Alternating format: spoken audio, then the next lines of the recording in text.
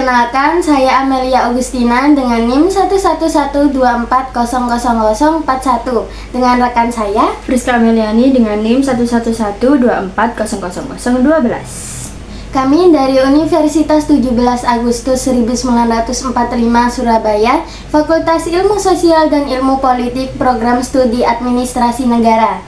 Video ini ditujukan untuk memenuhi nilai ujian tengah semester mata kuliah Advokasi dan Komunikasi Kebijakan yang dibimbing oleh Pak Edi Wahyudi, SH, MSI.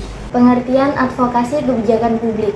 Advokasi kebijakan publik merupakan sebuah proses yang sistematis dan terencana untuk mempengaruhi para pembuat keputusan, baik itu pemerintah maupun lembaga-lembaga terkait, agar mereka mau mengubah, memperbaiki, atau bahkan menciptakan kebijakan baru yang berpihak pada kepentingan publik.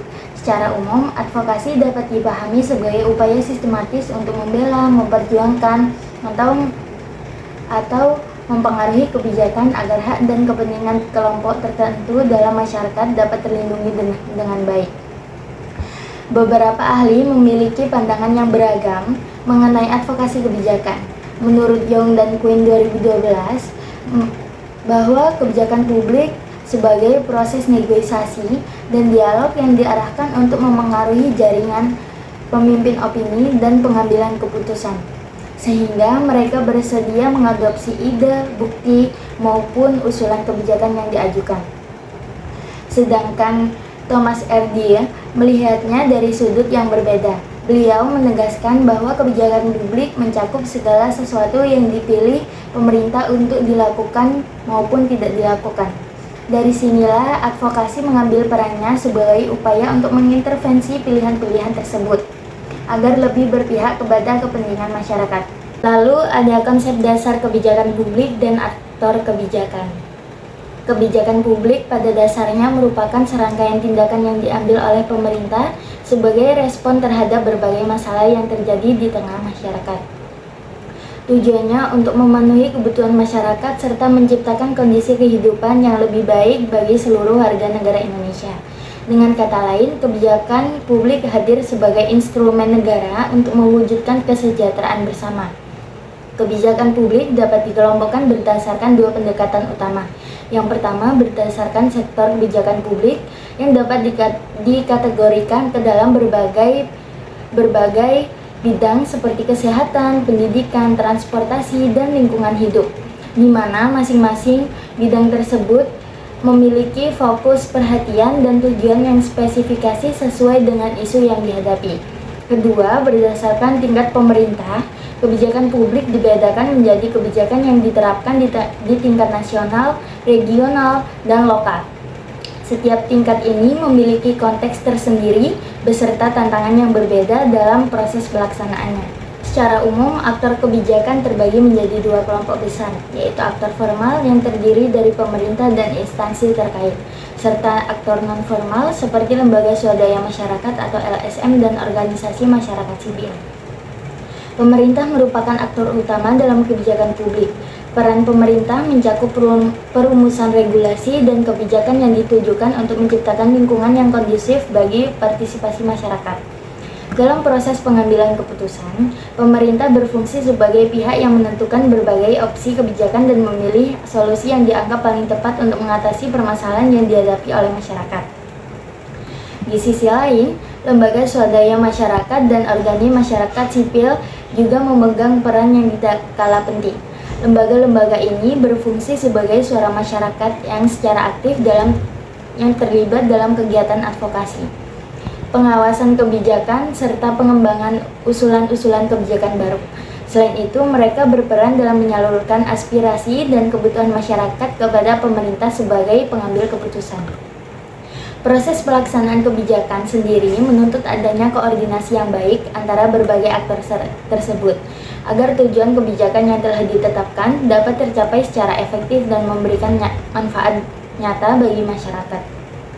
Yang terakhir ada teori advokasi kebijakan. Dalam memahami advokasi kebijakan, terdapat dua teori utama yang menjadi landasan analitis advokasi kebijakan. Yang pertama ada teori sistem, yang memandang kebijakan publik sebagai hasil dari interaksi berbagai elemen yang ada dalam sistem sosial. Teori ini menjelaskan bahwa setiap komponen dalam sistem, baik baik itu individu, kelompok, lembaga, maupun lingkungan sosial politik yang saling berinteraksi dan saling mempengaruhi satu sama lain dalam proses pembentukan kebijakan. Artinya, sebuah kebijakan tidak lahir dalam ruang yang kosong, melainkan merupakan produk dari dinamika sistem yang kompleks dan terus bergerak. Sementara itu, yang kedua ada teori jaringan yang berfokus pada hubungan antar aktor yang terlibat dalam proses advokasi.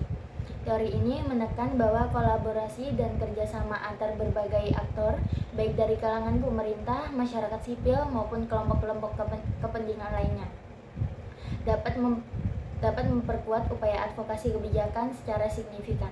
Dengan membangun jaringan yang solid, para aktor advokasi akan memiliki pengaruh yang lebih besar dalam mendorong terjadinya perubahan kebijakan. Kedua teori ini juga menjelaskan implikasi penting dari advokasi kebijakan.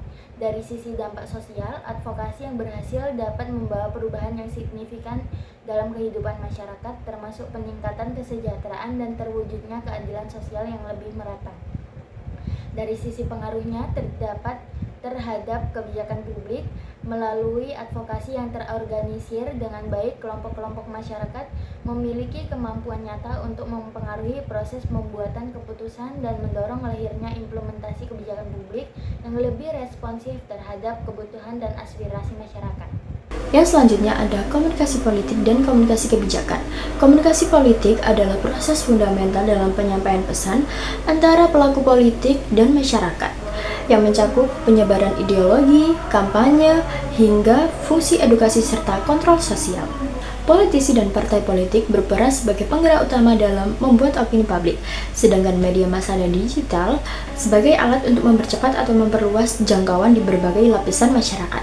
Di sisi lain, komunikasi kebijakan difokuskan untuk menyampaikan informasi kebijakan secara jelas dari pembuat kebijakan kepada publik untuk mendapatkan adanya pemahaman, dukungan, serta partisipasi aktif. Proses ini dilakukan secara sistematis melalui tahapan perencanaan, pengembangan pesan, sampai dengan proses pengelolaan respon publik untuk membangun dialog dua arah. Ada beberapa tantangan atau hambatan dalam bidang ini, yaitu berupa kurangnya koordinasi antar pemangku kepentingan, lalu ada tekanan politik dan juga resistensi masyarakat yang dapat memicu miskomunikasi atau penundaan kebijakan. Oleh karena itu, strategi efektif yang ditawarkan adalah pendekatan partisipasif, transparansi, dan juga penggunaan media sosial agar penyebaran informasi lebih cepat dan juga tepat sasaran.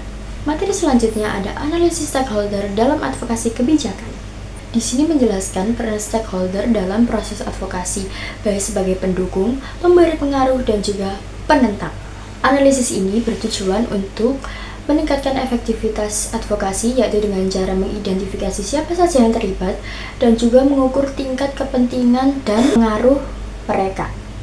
Proses analisis ini dilakukan melalui klasifikasi dan pemetaan menggunakan alat visual, yaitu seperti matriks stakeholder dan juga diagram jaringan untuk mengkaji dinamika interaksi secara mendalam.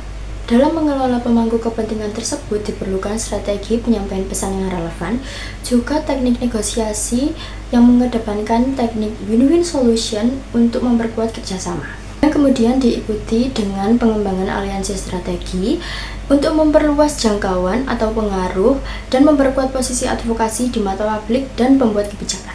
Materi terakhir ada framing isu dan strategi pesan dalam advokasi dan komunikasi kebijakan.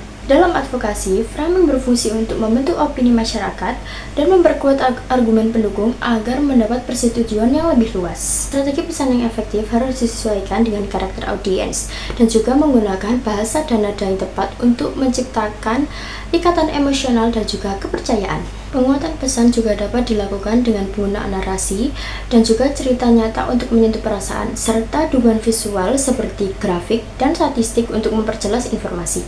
Implementasi strategi ini juga melakukan evaluasi untuk mengukur dampak pesan yang telah disampaikan dan juga melakukan adaptasi dari umpan balik audiens untuk memastikan pesan tetap persuasif dan mencapai tujuan komunikasi yang diharapkan. Sekian paparan materi dari kami. Mohon maaf apabila ada salah kata. Bye-bye.